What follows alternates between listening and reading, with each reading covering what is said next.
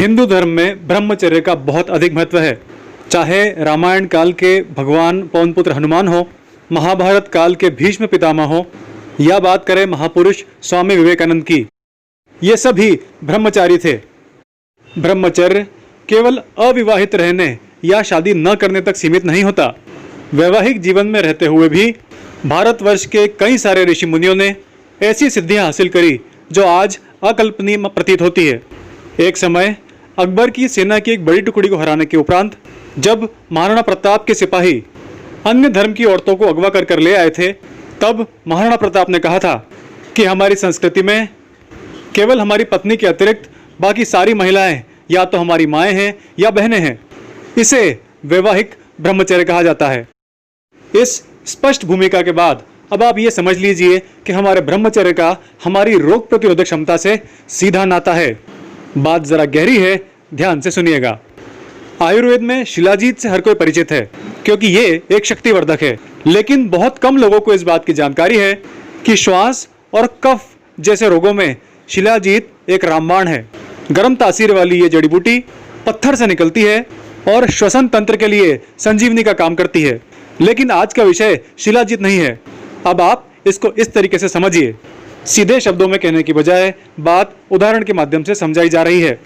मूंगफली का तेल जिस प्रकार हमें मूंगफली के दाने से प्राप्त होता है, उस मूंगफली के दाने की कल्पना कीजिए। शिलाजीत का काम है उस मूंगफली दाने से तेल को निचोड़ना। ध्यान दीजिएगा, शिलाजीत का काम है उस मूंगफली के दाने से तेल को निचोड़ देना। लेकिन इसके लिए उस दाने में तेल भी तो होना चाहिए ना। यह तेल ही हमारे ब्रह्मचर्य का राज है। जिस दाने में जितना तेल, उसका ब्रह्मचर्य उतना प्रबल। अब हम सीधे आते हैं काम की बात पर। हम ऐसा क्या खाएं और ऐसी कौन सी जड़ी बूटियों का सेवन करें जिससे हमारे शरीर में ब्रह्मचर्य प्रबल हो और जिसके फलस्वरूप हमारी रोग प्रतिरोधक क्षमता इतनी अधिक बढ़ जाए कि किसी भी प्रकार का कोई संक्रमण हमें प्रभावित ना कर सके।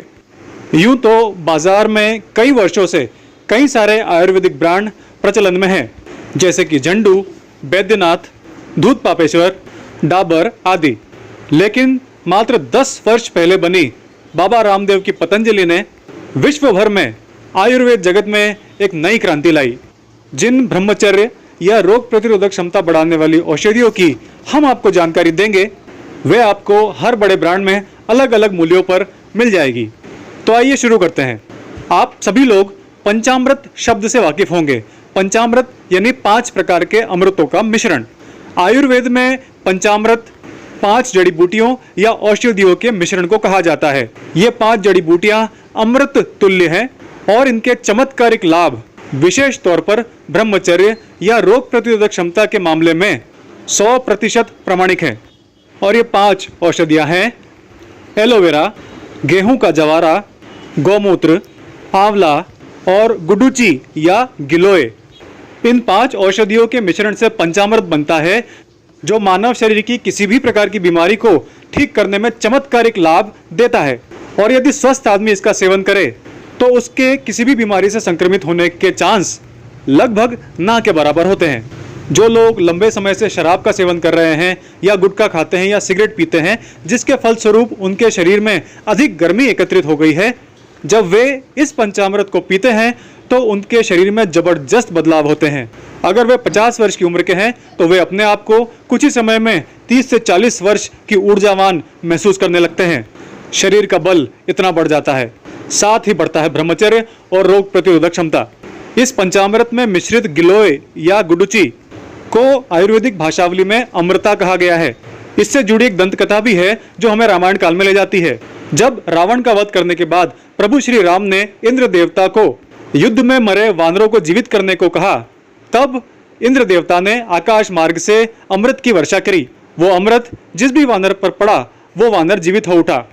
लेकिन कुछ अमृत धरती पर भी गिर गया और जिस जगह वह अमृत गिरा था उस जगह से एक बेल प्रस्फुटित हुई और यही बेल थी अमृता या गुडुचि या गिलोय।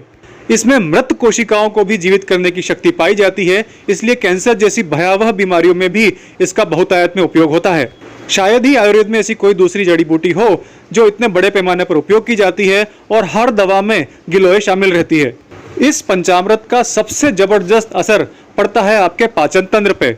ब्रह्मचर्य और रोग प्रतिरोधक क्षमता बढ़ाने के लिए हम जो आपको औषधियां अब बताएंगे, उन्हें पचाने के लिए आपका पाचन तंत्र मजबूत होना बहुत आवश्यक है। तो इस पंचामृत के बाद अब अगली औषधि प्रस्तुत है और यह है कोकोनट वर्जिन ऑयल, यानी कि कच्चा नारियल जिसे हम पीते हैं, उसकी मलाई को मथ के जो तेल निकलता है उसे कोकोनट वर्जिन ऑयल कहा जाता है। हिंदू धर्म में श्रीफल यानी कि नारियल का बहुत प्राचीन और धार्मिक महत्व है। ब्रह्मचर्य और रोग प्रतिरोधक क्षमता की वृद्धि में ये तेल जबरदस्त लाभदायक है। इस तेल को हमें पीना रहता है 24 घंटे में एक बार 1 चम्मच। ये तेल बहुत ही हल्का होता है, यहाँ तक कि हमारे खाद्य तेलों से भी हल्का। इसे पचाने में कोई तकलीफ नहीं होती और इसके साथ में जब हम पंचामृत पीते हैं तो ये सरलता से हजम हो जाता है। इसी श्रृंखला में अब बारी आती है बादाम रोगन की। बादाम रोगन बादामों का 100% शुद्ध एक्सट्रैक्ट होता है। यह भी तेल है और यह भी पीने योग्य रहता है। इसे भी 24 घंटे में एक बार पीना है 1 चम्मच। जो लोग शाकाहारी हैं उनके लिए ये प्रोटीन का खजाना है। प्रोटीन का सीधा असर हमारी रोग प्रतिरोधक क्षमता पर होता है। इन दोनों तेलों के पंचामृत के साथ लगातार सेवन से आप 20 से 21 दिन में देखेंगे कि न सिर्फ ब्रह्मचर्य और रोग प्रतिरोधक क्षमता में जबरदस्त वृद्धि होगी, बल्कि बढ़े हुए ब्रह्मचर्य के फलस्वरूप आपकी स्किन में जबरदस्त चमक आ जाएगी और आपके बाल ऐसे हो जाएंगे जैसे पहले कभी भी नहीं रहे होंगे। और अब आखिर में आती है एक और बहुत महत्वपूर्ण जड़ी बूटी, और ये जड़ी बूटी बनती है काई से। जी हाँ, काई से, जो कि पानी पर जम जाती है। विटामिन का खजाना, मल्टीविटामिन दवाओं में जो आयुर्वेद में बनती है और जिसका किसी भी प्रकार का कोई साइड इफेक्ट नहीं होता, उसमें सबसे श्रेष्ठ स्पिरुलिना कैप्सूल। मल्टीविटामिन खुराक खाने से रोग प्रतिरोधक क्षमता चमत्कारिक रूप से बढ़ने लगती है। आजकल की हमारी सामान्य खुराक में वो विटामिन हमारे शरीर में नहीं जा पाते, इसलिए मल्टीविटामिन के रूप में सप्लीमेंट लेना लगभग अनिवार्य सा हो चुका है, जिसके लिए बेस्ट अल्टरनेटिव है स्पिरुलिना कैप्सूल्स। तो अब हमारे पास है आयुर्वेदिक पंचामृत, जिसमें 5 अमृत जैसी जड़ी बूटियां आती हैं, जो है एलोवेरा, आंवला, गेहूं जवारा, गौमूत्र और गिलोय।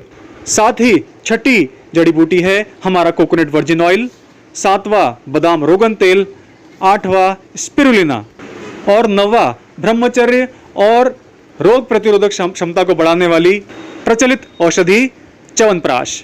कुछ लोग च्यवनप्राश का सेवन सिर्फ ठंड आने पर करते हैं, जबकि ऐसा नहीं है। यदि आपका पाचन तंत्र अच्छा है तो च्यवनप्राश 12 महीने खाया जा सकता है और कई सारे आयुर्वेदिक ब्रांड्स में गर्मियों में खाने वाला च्यवनप्राश अलग से उपलब्ध होता है, जो आंवला पिष्टी वगैरह से बनता है। युगों युगों से च्यवन ऋषि द्वारा बनाया गया च्यवनप्राश मनुष्यों के लिए संजीवनी का काम करता आ रहा है।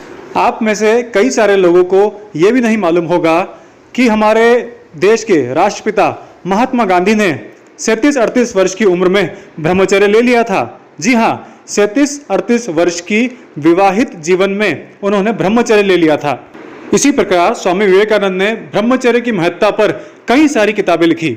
उन्होंने तो यहाँ तक लिख दिया था कि 11 वर्ष तक जो व्यक्ति ब्रह्मचर्य का पालन कर ले उसे अलौकिक शक्तियां प्राप्त हो जाती है। स्वामी विवेकानंद के बारे में कहा जाता है कि जो किताब वो एक बार पढ़ लेते थे वो किताब उन्हें याद हो जाती थी।